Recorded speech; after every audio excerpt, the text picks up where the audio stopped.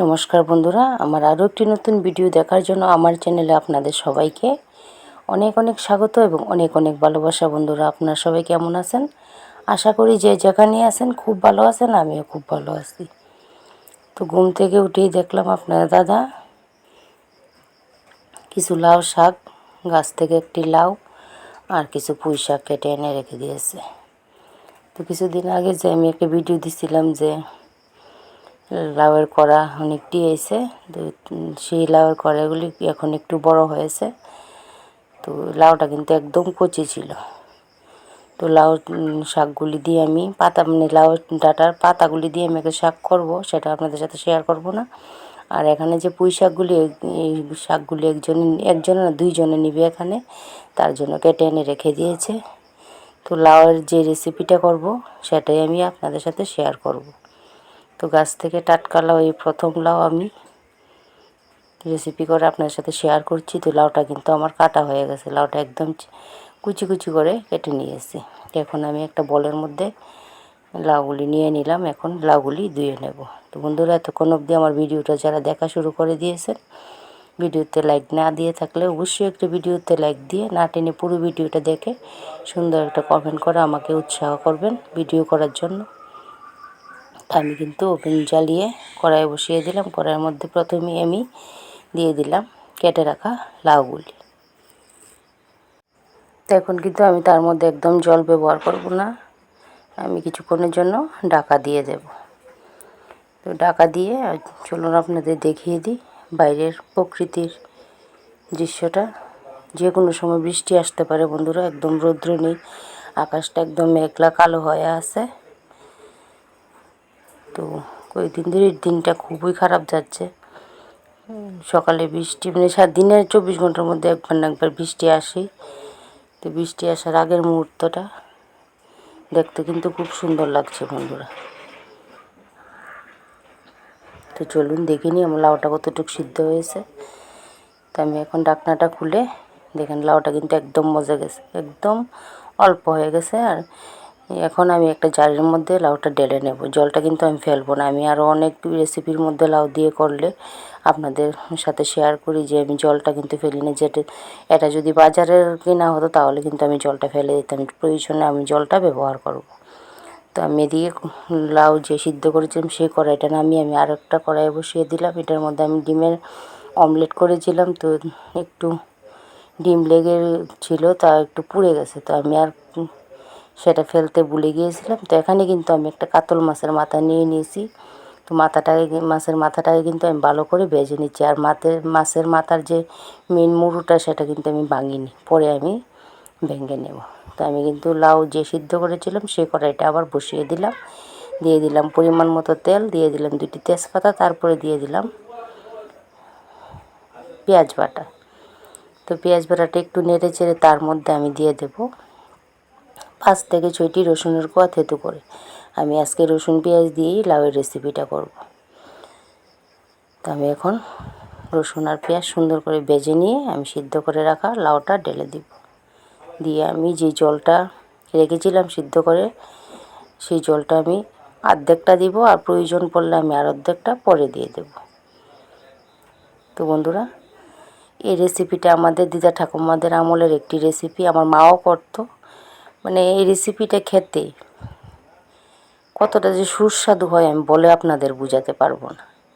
তা আমি কিন্তু লাউটা ঢেলে দিয়ে দিলাম মাছের মাথা। দিয়ে আমি লাউ দিয়েই মাছের মাথাটাকে ডেকে দিয়ে দিয়েছিলাম যাতে একটু নরম হয়, ভাঙতে আমার সুবিধা হয়। আমি কিন্তু মাছের মাথাটাও ভেঙে নিয়েছি। এখন আমি দিয়ে দিচ্ছি তার মধ্যে পরিমাণ মতো হলুদের গুঁড়ো। দিয়ে আমি আবার একটু নেড়ে চেড়ে ভালো করে হলুদের গুঁড়োটা মিশিয়ে দিয়ে দেবো কিছু চিড়ে রাখা না বলতে চিড়ে দিয়ে দেব। তা আমি কিন্তু সঙ্গে সঙ্গে চিড়ে দিয়ে, এই মরিচগুলো কিন্তু আমার গাছের মরিচই। তা আমি আপনাদের দেখাবো আমি কীভাবে চিড়ে ডাইরেক্ট কড়াইয়ের মধ্যে দিয়ে দিচ্ছি। এই দেখেন বটিটা কিন্তু আমি পেটের মধ্যে একটু ঠেকিয়ে, একটু সামনের জায়গাটা গ্যাসের মধ্যে ঠেকিয়ে আমি এক হাতে লঙ্কাগুলিকে চিড়ে দিয়ে দিচ্ছি। যদি কোনো কারণে দাঁটা পড়ে যায়, একদম আমার পায়ের মধ্যে পড়বে। আর আমার এই দাঁটা ভীষণ ধার কিন্তু। তো এরকম করেই কিন্তু আমার কাজ করতে লাগে বন্ধুরা। তো দিয়ে দিলাম, আমি কিন্তু লবণ দিইনি আগে, আমি দিয়ে দিলাম স্বাদ মতো লবণ। তো আমি কিন্তু প্রয়োজনে জলটাও দিয়ে দিয়েছিলাম অফ ক্যামেরায়, দিয়ে এই জলটা আমার লাগবে দিয়ে দিলাম। আমার হাতে তৈরি করা মানে আমি ঘরে যে তৈরি করে রাখি যে জিরে ধনের গুঁড়োটা, আমি আপনাদের সাথে অনেক সময় শেয়ার করি যে আমি কোনো স্পেশাল কোনো রেসিপি করলে সেটার মধ্যে আমি হাতে বানানো জিরে ধনের গুঁড়োটা ব্যবহার করি। তো তাই সেটা দিয়েও কিন্তু আমি আবারও সুন্দর করে নেড়ে চেড়ে দিচ্ছি। তো এই জলটা প্রয়োজন আমার লাগছে, কারণ এই রেসিপিটা করতে একটু ঝুলঝুলের প্রয়োজন আছে। তো এরকম রেসিপি কিন্তু আপনারা বড় বড় হোটেলেও খেতে পারবেন না, পাবেনই না। কিন্তু যদি এরকম সেম প্রসেসে আমি যেভাবে রান্নাটা করেছি, একদিন অন্তত আপনাদের কাছে অনুরোধ করব, একদিন আপনারা এভাবে রান্না করে খেয়ে দেখবেন, তার স্বাদ আমি বলে দিচ্ছি বন্ধুরা কোনো দিন আপনারা বলতে পারবেন না। আর এটা হলো মাসকলার ডালের সাতু।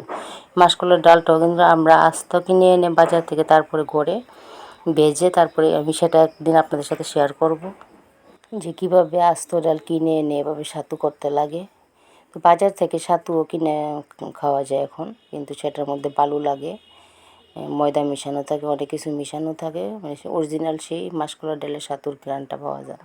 তো এই রেসিপিটার মধ্যে কিন্তু এই ঝুলটা যে রেখেছি সেই ঝুলটা কিন্তু এখন টেনে নেবে, ঝুলটা রাখারও প্রয়োজন আছে। তো একটু একটু করে সাতু দিবেন আর নাড়তে থাকবেন। তো আমার বাম হাত যদি ভালো থাকতো তাহলে বাম হাতে আমি সাতু দিতাম আর ডান হাতে নাড়তাম। তো আমি একটু দুইবারে একটু একটু করে সাতু দিয়েছি আর নাড়তে থাকলাম।